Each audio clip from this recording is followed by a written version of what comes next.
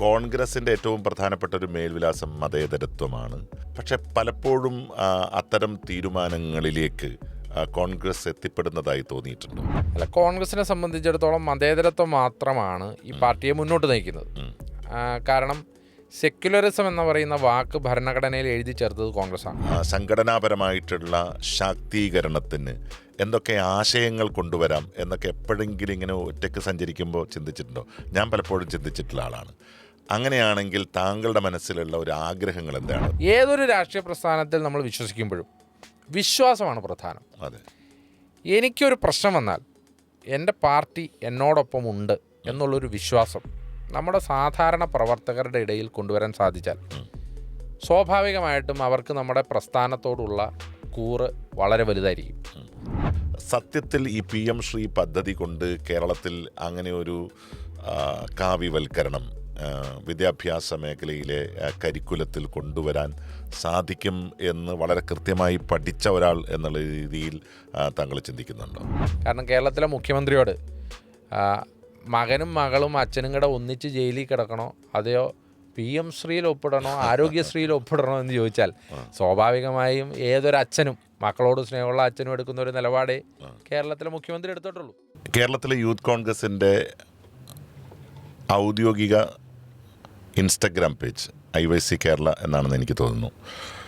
അതിനകത്ത് 20,000 ഫോളോവേഴ്സാണ് ഞാനൊന്ന് പരിശോധിച്ച് നോക്കിയപ്പോൾ കണ്ടത്. അബിൻ വർക്കിയുടെ ഫോളോവേഴ്സ് അതിനേക്കാൾ എത്രയോ കൂടുതലാണ്. ഷാഫി പറമ്പിലിൻ്റെതിലേക്ക് എത്തുമ്പോഴേക്കും അതൊരു 1 മില്യണിലേക്ക് എത്തുന്നു. വ്യക്തിയാധിഷ്ഠിതമാണ് രാഷ്ട്രീയം എന്നൊരു ബോധ്യം ഈ കൂടുതൽ വ്യക്തികളിലേക്കും സംഘടനയിലേക്ക് എത്തുമ്പോൾ അത് ഗണ്യമായി കുറയുകയും ചെയ്യുന്നത് വഴി തോന്നിയിട്ടുണ്ടോ? അങ്ങനെയില്ല. ഒരു സംഘടനയിൽ പ്രവർത്തിക്കുമ്പോൾ ആ സംഘടന തരുന്ന മേൽവിലാസത്തിലാണ് നമ്മുടെ വ്യക്തിയുടെ ലേബലും ഉയരുന്നത് എന്നുള്ളതാണ് ഞാൻ കരുതുന്നത്. അബിൻ വർക്കി എന്ന വാക്കിൻ്റെ കൂടെ കോൺഗ്രസ് എന്ന് ചേരുമ്പോഴാണ് എനിക്ക് മേൽവിലാസമുള്ളൂ. ശ്രീ ഷാഫി പറമ്പിലിൻ്റെ കൂടെ കോൺഗ്രസ് ചേരുമ്പോഴാണ് മേൽവിലാസമുള്ളൂ. നമ്മൾ സംഘടനയിൽ പ്രവർത്തിക്കുമ്പോൾ ആ സംഘടനയിലെ ആദർശങ്ങളോടും അതിൻ്റെ ആശയങ്ങളോടും ഇഷ്ടപ്പെടുന്ന ഒരു വലിയ വിഭാഗം ജനം അതിനകത്ത് എത്ര കൃത്യമായിട്ടും എഫക്റ്റീവായിട്ടും ആ ആശയം കമ്മ്യൂണിക്കേറ്റ് ചെയ്യാൻ ഒരു വ്യക്തിക്ക് സാധിക്കുന്നുവോ ആ വ്യക്തിയിലേക്ക് കൂടുതൽ ജനങ്ങൾ അടുക്കുന്നത് സ്വാഭാവികമാണ്. ശ്രീ ഷാഫി പറമ്പിൽ അതുപോലെ തന്നെ ഒരു നല്ല കമ്മ്യൂണിക്കേറ്ററാണ്. അദ്ദേഹം നല്ല രീതിയിൽ കോൺഗ്രസിൻ്റെ ആശയങ്ങൾ കമ്മ്യൂണിക്കേറ്റ് ചെയ്യുന്നുണ്ട്. ഞങ്ങളാൽ കഴിയുന്ന രീതിയിലൊക്കെ ഞങ്ങളും അത് കമ്മ്യൂണിക്കേറ്റ് ചെയ്യുന്നുണ്ട്. അവരുടെ ഇപ്പോൾ താങ്കൾ പറഞ്ഞതുപോലെ ഫോളോവേഴ്സിൻ്റെ ലിസ്റ്റ് കൂടുതലാണ് എന്നത് കരുതി അവർ സംഘടനയ്ക്ക് അതീതരാണെന്നോ അല്ലെങ്കിൽ സംഘടനയേക്കാൾ വലുതാണോ അല്ലോ എന്നൊരു തോന്നലില്ല. അല്ല, ഞാൻ ചോദിച്ചതിൻ്റെ ഉദ്ദേശം എവിടെയാണ് സംഘടന നിൽക്കുന്നത്, എവിടെയാണ് വ്യക്തികൾ നിൽക്കുന്നത് എന്നാണ്. വ്യക്തികളെ സ്നേഹിക്കുന്ന ഒരാൾക്കൂട്ടം സ്വാഭാവികമായി എപ്പോഴും നല്ലതാണ്. കാരണം ഒരു വ്യക്തി ആരാധന അല്ലെങ്കിൽ വ്യക്തികളോടുള്ള പ്രണയം, ഇഷ്ടം, ഇതൊക്കെ എല്ലാ കാലത്തും എല്ലാ രാഷ്ട്രീയ പാർട്ടികളിലും ഉണ്ടായിട്ടുള്ളതാണ്. അങ്ങനെ തന്നെയാണ് വ്യക്തികൾ രാഷ്ട്രീയത്തിൻ്റെ മഹാമേൽവിലാസങ്ങളിലേക്ക് വളർന്നിട്ടുള്ളത്. അതേ ഒരു ആനുപാതികമായിട്ടെങ്കിലും സംഘടന വളരേണ്ടിയിരിക്കുന്നു. ഇപ്പോൾ IYC നോക്കിക്കഴിഞ്ഞാലും INC നോക്കിക്കഴിഞ്ഞാലും എന്തുകൊണ്ടാണ് സംഘടനയിലേക്ക് അല്ലെങ്കിൽ സംഘടനയുടെ ഒരു പേജിലേക്ക് പുതിയ കാലഘട്ടത്തിൽ അട്രാക്ഷൻ വരാത്തത്? അവിടെയാണോ ഈ റിയൽ രാഷ്ട്രീയം ചോദ്യം ചെയ്യപ്പെടുന്നത് എന്നുള്ളതാണ്. അല്ല, അങ്ങനെയല്ല. സ്വാഭാവികമായിട്ടും വ്യക്തികൾ സംഘടനയുടെ മുഖങ്ങൾ തന്നെയാണ്, അതിനകത്ത് സംശയമില്ല. നമ്മൾ ശ്രീ രാഹുൽ ഗാന്ധി നമ്മുടെ സംഘടനയുടെ മുഖമാണ്. ശ്രീ രാഹുൽ ഗാന്ധിയിലേക്കായിരിക്കാം കൂടുതൽ ആളുകൾ ആകർഷിക്കപ്പെടുന്നത് എന്ന് കരുതി അദ്ദേഹം സംഘടനയേക്കാൾ വലുതാണ് എന്നുള്ളൊരു തോന്നലില്ല. എന്ന് പറയുന്നത് പോലെ തന്നെയാണ് നമ്മൾ യൂത്ത് കോൺഗ്രസ്സിലൂടെ കടന്നു വരുമ്പോൾ യൂത്ത് കോൺഗ്രസിൻ്റെ ആശയങ്ങൾ എത്ര നന്നായി കമ്മ്യൂണിക്കേറ്റ് ചെയ്യാൻ സാധിക്കുന്നു നമ്മളിലേക്ക് ഒരു വിഭാഗം ആകർഷിക്കപ്പെടുന്നുണ്ടെന്നുള്ള കാര്യത്തിൽ സംശയം വേണ്ട. അതിൻ്റെ കൂടെ തന്നെ ഒരു വലിയ വിഭാഗം ന്യൂട്രലായിട്ടുള്ള ആളുകളും നമ്മുടെ ശൈലിയുമൊക്കെ ഇഷ്ടപ്പെട്ട് വരുന്നുണ്ടാകാം. അങ്ങനെ ആയിരിക്കാം കൂടുതൽ ആളുകളിലേക്ക് അത് ആകർഷിക്കപ്പെടുന്നത്. പക്ഷേ വ്യക്തിയാധിഷ്ഠിതമാണ് ഒരു പ്രസ്ഥാനം എന്നുള്ള ഒരു തോന്നൽ എനിക്കില്ല. അങ്ങനെ വന്നാൽ തന്നെ അത് അപകടമാണ് എന്നുള്ളൊരു തോന്നലാണ് എനിക്കുള്ളത്. വ്യക്തിയാധിഷ്ഠിതമല്ല, മറിച്ച് ആശയാധിഷ്ഠിതം തന്നെയാണ് ഒരു പ്രസ്ഥാനം. പക്ഷേ വ്യക്തികൾ എത്ര നന്നായി കമ്മ്യൂണിക്കേറ്റ് ചെയ്യുന്നു ആ വ്യക്തികൾക്ക് അതിനകത്ത് സ്കോർ ചെയ്യാൻ സാധിക്കും എന്നുള്ളതിൽ സംശയം വേണ്ട. ഈ സംഘടനയ്ക്ക് വ്യക്തികൾ എത്രത്തോളം അപകടമാണ് എന്ന് പലപ്പോഴും ചിന്തിച്ചു പോകുന്ന ഘട്ടങ്ങളുണ്ട്. കാരണം പുനഃസംഘടന ഒരു വലിയ ചർച്ചയായി നിൽക്കുന്നു. ആ പുനഃസംഘടനയ്ക്കുള്ള എൻട്രി കാത്തിട്ട് ഓരോ ആളുകൾ നിൽക്കുകയാണ്. പക്ഷേ യഥാർത്ഥത്തിൽ കേരളത്തിലെ കോൺഗ്രസ്സിന് നഷ്ടപ്പെട്ടു പോയ ഒരു സോഷ്യൽ മീഡിയ മുഖമുണ്ട്. അതിൻ്റെ ചെയർമാൻ സ്ഥാനത്ത് നിന്ന്, കൺവീനർ സ്ഥാനത്ത് നിന്ന് ആളുകൾ തുടർച്ചയായി രാജിവെച്ചു.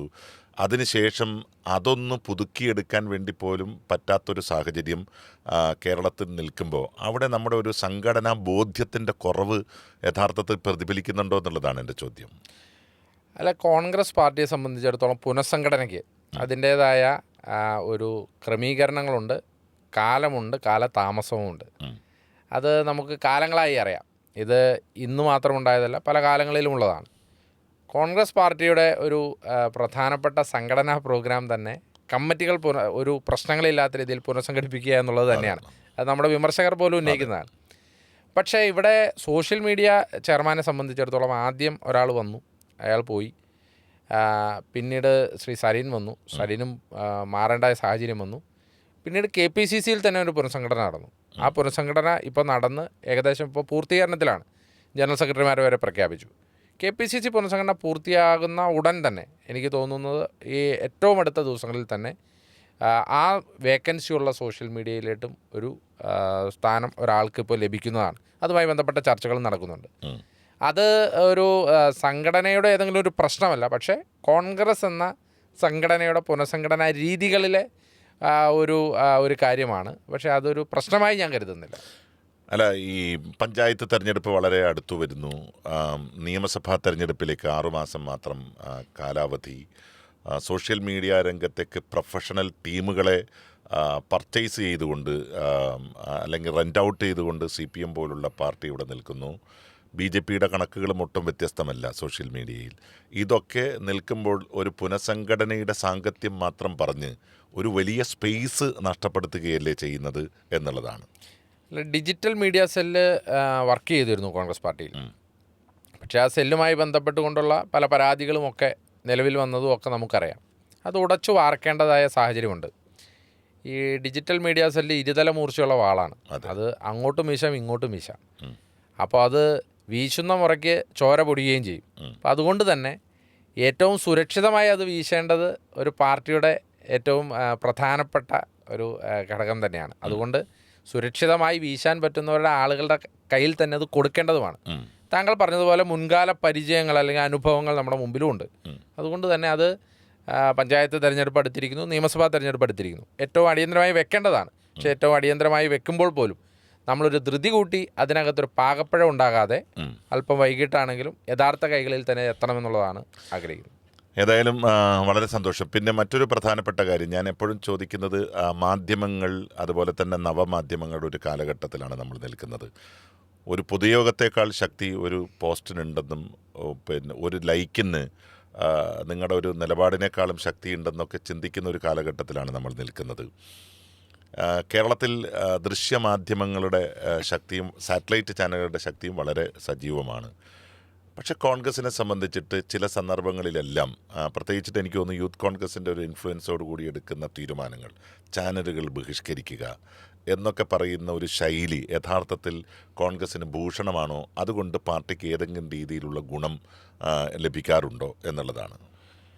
യൂത്ത് കോൺഗ്രസ് അല്ല ബഹിഷ്കരണ തീരുമാനങ്ങളൊന്നും എടുക്കുന്നത്. അത് കേരള പ്രദേശ് കോൺഗ്രസ് കമ്മിറ്റി തന്നെയാണ്. അതൊക്കെ ഒരു കൂടിയാലോചനയിൽ കൂടി എടുത്തതാണോ, അല്ല വ്യക്തിപരമായിരുന്നു അത്? അല്ല, അത് അന്ന് ഉണ്ടായ ചില സാഹചര്യങ്ങളായിരുന്നു ആ തീരുമാനത്തിന് പിന്നിലുണ്ടായിരുന്നത്. അത് പാലക്കാട് ഉപതെരഞ്ഞെടുപ്പുമായി ബന്ധപ്പെട്ടുകൊണ്ട് അന്ന് വളരെ വ്യാപകമായ ചില വസ്തുതാവിരുദ്ധമായ പ്രചരണങ്ങൾ നടത്തുകയുണ്ടായി. ആ പ്രചരണങ്ങളെ പ്രതിരോധിക്കാൻ നമ്മൾ ശ്രമിച്ചു. നമ്മൾ അന്ന് തന്നെ ചാനലുകളിൽ പോയി തന്നെ അത് പറഞ്ഞു. പക്ഷേ എന്നിട്ടും വീണ്ടും അത് തുടർന്ന ഒരു സാഹചര്യത്തിലാണ് അങ്ങനെ ഒരു തീരുമാനം അന്നെടുത്തത്. പക്ഷേ ഒരു മാധ്യമ സ്ഥാപനത്തെയും ബഹിഷ്കരിക്കുന്നതിനോട് ഞാൻ യോജിക്കുന്നില്ല. കാരണം മാധ്യമ സ്ഥാപനങ്ങൾക്ക് അവരുടേതായ നിലപാടുകളുണ്ടാകാം, അവരുടേതായ മാനേജ്മെൻറ്റ് പോളിസികളുണ്ടാകാം. പക്ഷേ ആ മാനേജ്മെൻറ്റ് പോളിസിയുടെ അടിസ്ഥാനത്തിൽ അവരേതെങ്കിലും ഒരു രാഷ്ട്രീയത്തിൽ കക്ഷി ചേർന്നുകൊണ്ട് പ്രവർത്തിച്ചാൽ അവരുടെ ഉള്ളിൽ തന്നെ പോയിരുന്ന് അതിനെ പ്രതിഷേധിക്കണം, പ്രതിരോധിക്കണം, എതിർക്കണം എന്നുള്ളതാണ് എൻ്റെ നിലപാട്. അല്ലാതെ നമ്മൾ ബഹിഷ്കരിച്ചുകൊണ്ട് എത്ര നാൾ നമ്മൾ മുന്നോട്ട് പോകും? അവരോട് തന്നെ അവരുടെ മുഖത്ത് തന്നെ നോക്കി അവരുടെ ഉള്ളിൽ തന്നെ പോയി അവരുടെ തെറ്റുകുറ്റങ്ങൾ പറയുകയും അവരെ വിമർശിക്കുകയും ചെയ്യുമ്പോഴാണ് അവരെ കാണുന്ന വ്യൂവേഴ്സും നമ്മുടെ പ്രതിഷേധം അറിയുള്ളൂ. അതാണ് ഏറ്റവും ജനാധിപത്യത്തിന് ഭൂഷണമെന്നാണ് ഞാൻ പ്രതീക്ഷിക്കുന്നത്. ഇതൊരു സൗഹൃദ സംഭാഷണമായിട്ട് തന്നെയാണ് ഞാൻ എടുത്തിരിക്കുന്നത്. ഒരു പുതിയ തലമുറയിലെ കോൺഗ്രസിൻ്റെ ഒരു പ്രതിനിധിയോട് സംസാരിക്കുന്നതിൻ്റെ ഒരു സുഖം ഞാൻ അനുഭവിക്കുകയും ചെയ്യുന്നുണ്ട്. യഥാർത്ഥത്തിൽ കോൺഗ്രസിൻ്റെ ഏറ്റവും പ്രധാനപ്പെട്ട ഒരു മേൽവിലാസം മതേതരത്വമാണ്. എല്ലാ മതങ്ങളെയും സ്നേഹിക്കുക, എല്ലാ ജാതികളെയും സ്നേഹിക്കുക. പക്ഷേ അവരുടെ ഒരു ഇൻവോൾവ്മെൻറ്റ് ഒരു കാലഘട്ടത്തിലും ഡീപ്പ് റൂട്ടഡായിട്ട് തീരുമാനങ്ങളെ സ്വാധീനിക്കാതിരിക്കുക എന്നുള്ളതാണ്. പക്ഷെ പലപ്പോഴും അത്തരം തീരുമാനങ്ങളിലേക്ക് കോൺഗ്രസ് എത്തിപ്പെടുന്നതായി തോന്നിയിട്ടുണ്ടോ? അല്ല, കോൺഗ്രസിനെ സംബന്ധിച്ചിടത്തോളം മതേതരത്വം മാത്രമാണ് ഈ പാർട്ടിയെ മുന്നോട്ട് നയിക്കുന്നത്. കാരണം സെക്യുലറിസം എന്ന് പറയുന്ന വാക്ക് ഭരണഘടനയിൽ എഴുതി ചേർത്തത് കോൺഗ്രസ്സാണ്. അതെ, സെക്യുലറിസം എന്ന വാക്കിന് ഇന്ത്യൻ പെർസ്പെക്റ്റീവിലെ അർത്ഥം അത് മതനിരാസം എന്നുള്ളതല്ല, എല്ലാ മതങ്ങളെയും ചേർത്ത് പിടിക്കുക, അതിനെ ബഹുമാനിക്കുക എന്നുള്ളതാണ്. നമ്മുടെ നാട്ടിലെ സെക്യുലറിസവും വിദേശത്തെ സെക്യുലറിസം അത് മതനിരാസമാണ്. പക്ഷെ നമുക്ക് വിശ്വസിക്കാനും വിശ്വസിക്കാതിരിക്കാനുമുള്ള സ്വാതന്ത്ര്യം ഭരണഘടന ഉറപ്പുവരുത്തുന്നുണ്ട്. അത് കോൺഗ്രസ് കൊണ്ടുവന്ന ഒരു അവകാശം തന്നെയാണ്. അതുകൊണ്ടാണ് നമ്മളത് പ്രിയാമ്പിളിൽ ചേർത്തത്. അത് തന്നെയാണ് പാർട്ടിയുടെ മുഖമുദ്രയും. പക്ഷേ എല്ലാ കാലഘട്ടങ്ങളിലും മത സാമുദായിക സംഘടനകൾ നമ്മുടെ പാർട്ടിയിൽ അഭിപ്രായങ്ങൾ രേഖപ്പെടുത്തിയിട്ടുണ്ട്.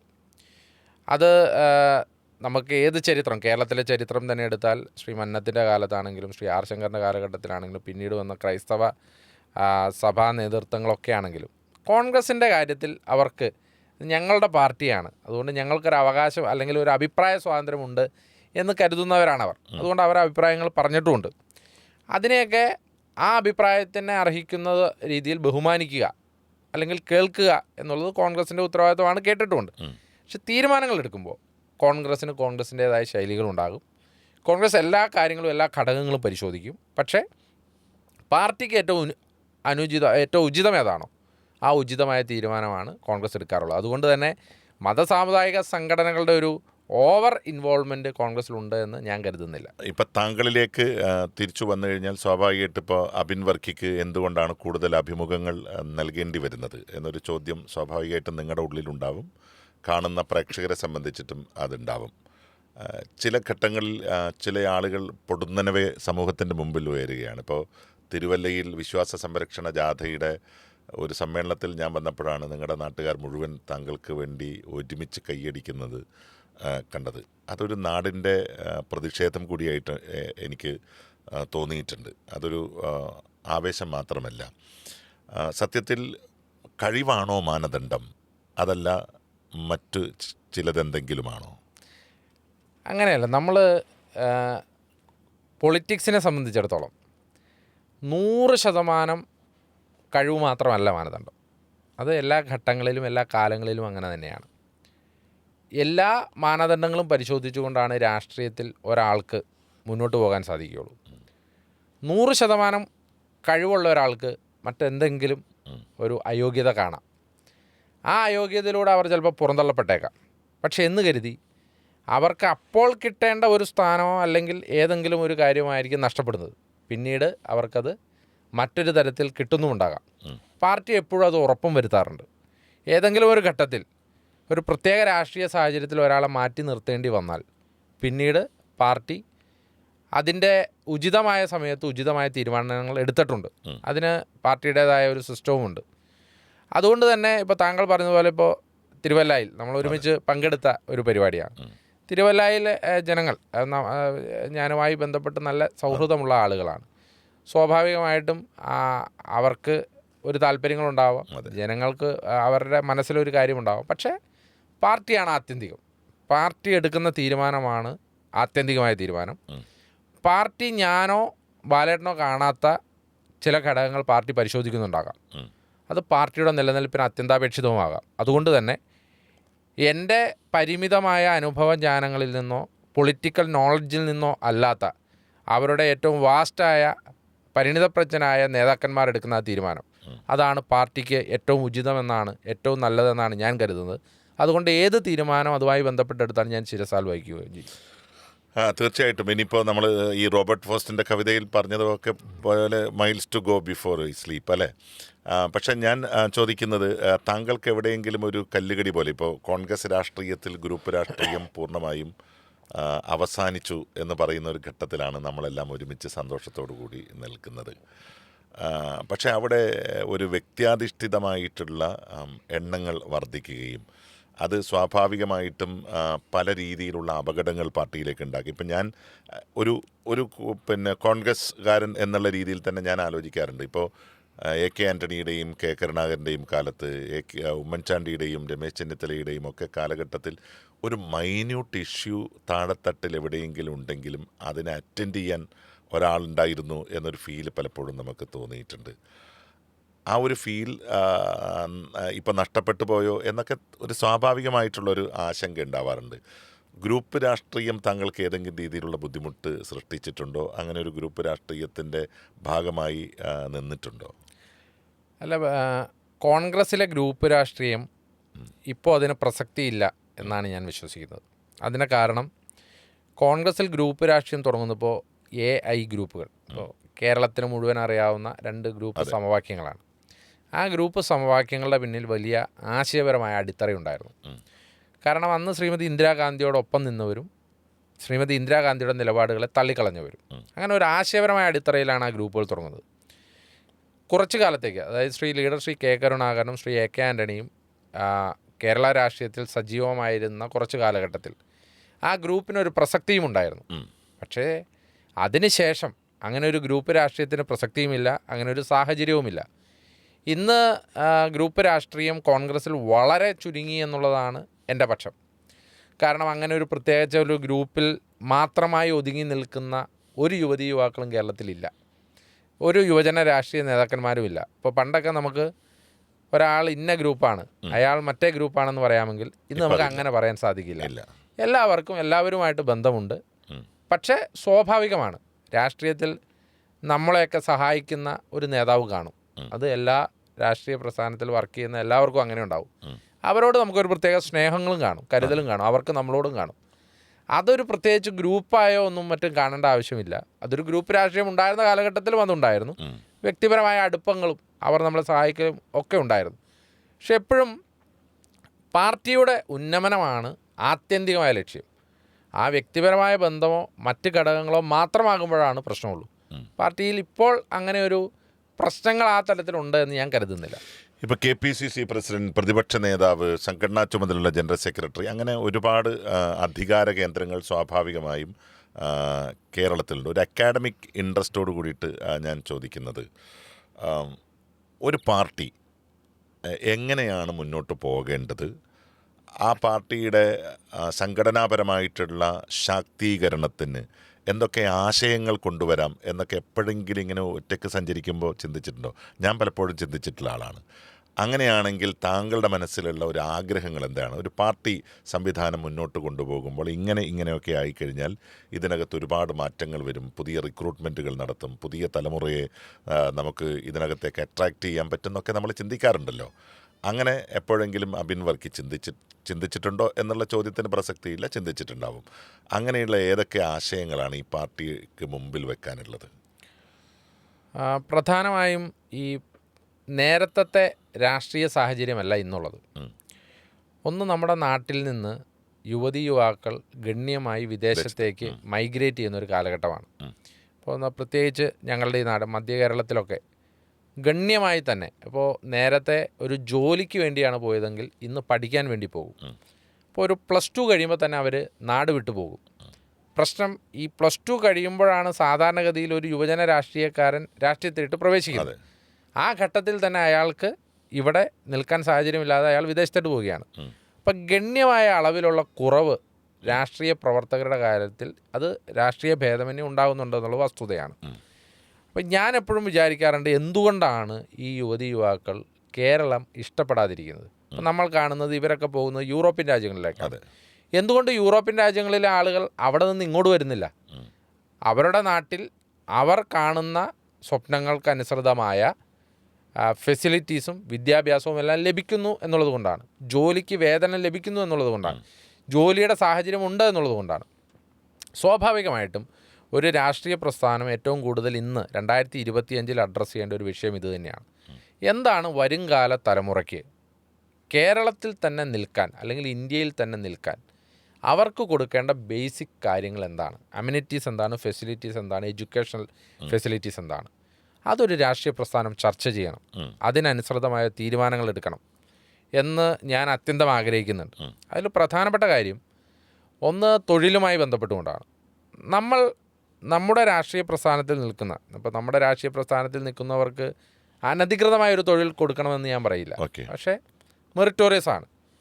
പക്ഷേ എങ്കിൽ പോലും നമ്മുടെ രാഷ്ട്രീയ പ്രസ്ഥാനങ്ങൾ കുറച്ചൊക്കെ തൊഴിൽ ദാതാക്കളായി മാറണം എന്നൊരു അഭിപ്രായം എനിക്കുണ്ട്.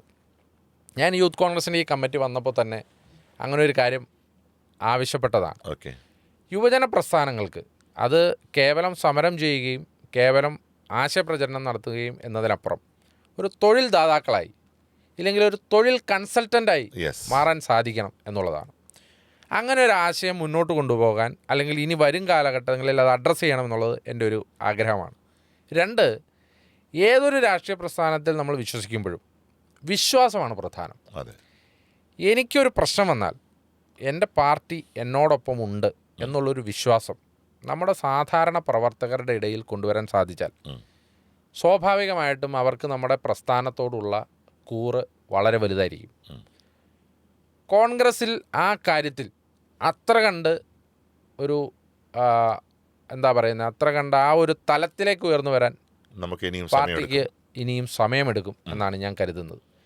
കാരണം നേരത്തെ ഇപ്പോൾ താങ്കൾ പറഞ്ഞ ശ്രീ എ കെ ആൻ്റണിയുടെയും ശ്രീ കെ കരുണാകരൻ്റെയൊക്കെ കാലഘട്ടത്തിൽ, ശ്രീ ഉമ്മൻചാണ്ടി അവരെയുള്ള ഒരു കാലഘട്ടത്തിൽ അങ്ങനെ ഒരു ഫീല് നമ്മുടെ പ്രവർത്തകർക്കുണ്ട്.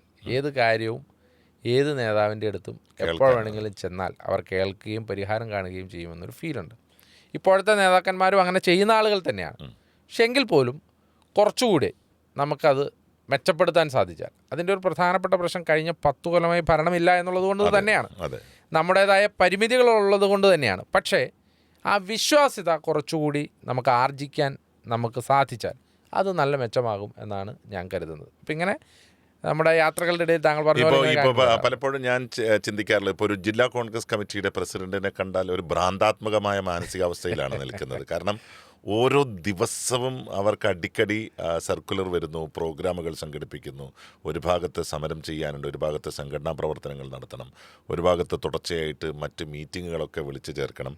അപ്പം ഞാൻ പറഞ്ഞ ഇത്രയും ഭാരം ഒരു ജില്ലാ കോൺഗ്രസ് കമ്മിറ്റിയുടെ മുകളിൽ വെച്ചു കൊടുക്കുന്നതിന് പകരം ക്രിയാത്മകമായിട്ട് ഇതെല്ലാം തുടർച്ചയായിട്ട് ഒരേ പാർട്ടിക്കാർ തന്നെയാണ്. ഞാനെപ്പോഴും ശ്രദ്ധിക്കുന്നത് എല്ലാ യോഗങ്ങളിലും നമ്മൾ ഒരേ മുഖങ്ങളെയാണ് കാണുന്നത്. ഈ 5 വർഷമായാലും 10 വർഷമായി കഴിഞ്ഞാലും കുറച്ച് പുതിയ യൂത്ത് കോൺഗ്രസിൻ്റെയോ കേരള വിദ്യാർത്ഥി യൂണിയൻ്റെ പ്രവർത്തകർ വരുന്നു എന്നല്ലാതെ നമ്മളെല്ലാ സ്ഥലത്തും കാണുന്നത് ഒരേ മുഖമാണ്. ഞാൻ ചോദിക്കുന്നത്, ഈ ഒരു മാസ് കമ്മ്യൂണിറ്റിയിലേക്ക് പോകാൻ നമുക്ക് പുറമേ നിൽക്കുന്ന, ഈ പാർട്ടിയെ അടുത്തറിയാനൊക്കെ ആഗ്രഹിച്ച് പുറമേ നിൽക്കുന്ന ആളുകളിലേക്ക് പോകാനുള്ള കോൺസെപ്റ്റിനെ കുറിച്ചിട്ടൊന്നും അബിൻ വർക്കിയെ പോലുള്ള ആളുകൾ ചിന്തിക്കുന്നില്ലേ? അല്ല, തീർച്ചയായിട്ടും. നമുക്കൊന്ന്, താങ്കൾ ഈ പറഞ്ഞത് ഇപ്പോൾ ജില്ലാ കോൺഗ്രസ് കമ്മിറ്റിയുടെ അധ്യക്ഷന്മാരുടെ ഒരു അധിക ഭാരത്തെക്കുറിച്ച് പറഞ്ഞു. അത് ശരിയാണ്. കാരണം ഞാൻ ആഗ്രഹിക്കുന്ന എൻ്റെ പാർട്ടിയിൽ അക്കൗണ്ടബിലിറ്റിയും അസൈൻമെൻറ്റ് ഓഫ് വർക്കും വളരെ കൃത്യമായിരിക്കണം. അസൈൻമെൻറ്റ് ഓഫ് വർക്ക് എന്ന് പറഞ്ഞാൽ ജില്ലാ കോൺഗ്രസ് കമ്മിറ്റിക്ക് വളരെയധികം ഭാരവാഹികളുണ്ട്, യൂത്ത് കോൺഗ്രസ്സിന് നിരവധി ഭാരവാഹികളുണ്ട്. ഓരോ ജോലിയും ഓരോരുത്തർക്ക് അസൈൻ ചെയ്ത് കൊടുത്താൽ അത് വളരെ കൃത്യമായി ചെയ്താൽ ഈ ജില്ലാ കോൺഗ്രസ് കമ്മിറ്റിയുടെ ഏത് പ്രസിഡന്റിനും ബുദ്ധിമുട്ടില്ല. പക്ഷെ അത് അസൈൻ ചെയ്ത് കൊടുക്കുമ്പോൾ അവർക്ക് ചെയ്യാൻ പ്രേരണയാകുന്നത് എങ്ങനെയാണ്? അക്കൗണ്ടബിലിറ്റിയാണ്. ഞാനൊരു ജോലി എന്നെ ഏൽപ്പിക്കുമ്പോൾ അത് ശരിയായ വണ്ണം ചെയ്തിട്ടുണ്ടെങ്കിൽ എനിക്ക് ആ ജോലിയിൽ ഒരു അക്കൗണ്ടബിലിറ്റി ഉണ്ടെന്നും എനിക്ക് അതിനനുസരിച്ചുള്ള ഒരു മാറ്റം എൻ്റെ ജോലിയിൽ കിട്ടുമെന്ന് അറിയുമ്പോഴാണ് ഞാൻ ആ ജോലി ഏറ്റവും നന്നായി ചെയ്യുക. ആ 2 കാര്യത്തിലും പാർട്ടി കുറച്ചുകൂടി ശ്രദ്ധിക്കാനുണ്ട്. ഇനിയിപ്പോൾ താങ്കൾ പറഞ്ഞതുപോലെ ഒരു മാസ് കമ്മ്യൂണിക്കേഷനിലേക്ക് പോയാൽ, നമ്മുടെ പാർട്ടി എല്ലാ കാലഘട്ടത്തിലും മാസ് കമ്മ്യൂണിക്കേഷനാണ് ചെയ്യുന്നത്. നമ്മളെപ്പോഴും ആൾക്കൂട്ട പാർട്ടി എന്നാണ് കോൺഗ്രസിനെ അറിയപ്പെടുന്നത്. ആ ആൾക്കൂട്ട പാർട്ടിയുടെ ഏറ്റവും വലിയ സ്ട്രെങ്ത് എന്ന് പറഞ്ഞാൽ മാസ് കമ്മ്യൂണിക്കേഷനാണ്. ആ മാസ് കമ്മ്യൂണിക്കേഷന് പറ്റിയ കുറേ ലീഡേഴ്സും ഉണ്ട്. പക്ഷേ കുറച്ചുകൂടി ഒരു സ്ട്രക്ചേർഡായി പാർട്ടി മുന്നോട്ട് പോയാൽ മാസ് കമ്മ്യൂണിക്കേഷനും വളരെ എളുപ്പം സാധിക്കും, സ്ട്രക്ചേർഡായിട്ടുള്ള കമ്മ്യൂണിക്കേഷനും സാധിക്കും. ഇന്നത്തെ ഏറ്റവും പ്രധാനപ്പെട്ട പ്രശ്നം, ഈ മാസ് കമ്മ്യൂണിക്കേഷൻ്റെ പ്രശ്നം യൂണിറ്റ് തലം വരെ സ്ട്രക്ചേർഡായി കമ്മ്യൂണിക്കേഷൻ കൊണ്ടുപോകുക എന്നുള്ളതാണ്. ഇപ്പോൾ എങ്ങനെയാണ് BJPയും CPM വർക്ക് ചെയ്യുന്നത്? അവർ ഓരോ പേജിന് ഓരോ ആളുകളെ വെച്ചിട്ടാണ്.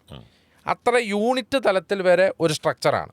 ഇപ്പോൾ താങ്കൾ തെരഞ്ഞെടുപ്പിൽ മത്സരിക്കുമ്പോൾ അറിയാം, താങ്കളുടെ ഒരു പഞ്ചായത്തിലെ ഒരു വാർഡിൽ നടത്തുന്ന ക്യാമ്പയിൻ ആയിരിക്കില്ല മറു വാർഡിൽ BJPയോ CPMോ നടത്തുന്നത്.